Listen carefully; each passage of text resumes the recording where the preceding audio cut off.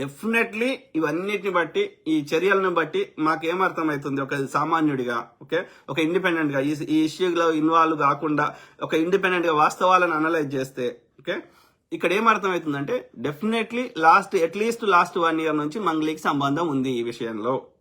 వాడు కలెక్ట్ చేసిండు కానీ ఆ కలెక్ట్ చేసిన డబ్బులను ఎక్కడికి పంపాలి, ఏం చేయాలనే దాంట్లో నీ పాత్ర ఉంది అని మాకు క్లియర్ గా అర్థమవుతున్నది.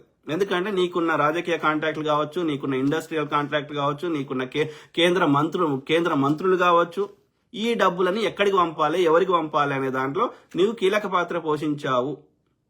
ఎందుకంటే వాడికి మధు రామావతి అనేవానికి అన్ని కాంటాక్ట్ లేవు. వాడికి పైసలు వసూలు చేసే వరకే కాంటాక్ట్ ఉంది. వాడి నెట్వర్క్ ఎందుకంటే సేమ్ కమ్యూనిటీ కాబట్టి, బంజారా కమ్యూనిటీ కాబట్టి, విత్ ఇన్ ద కమ్యూనిటీలో వానికి వాళ్ళ యొక్క ప్రజల బలహీనతలు తెలుసు కాబట్టి వాడి ప్రాపర్ ఏజెంట్లను పెట్టుకొని వాడు వసూలు చేసిండు.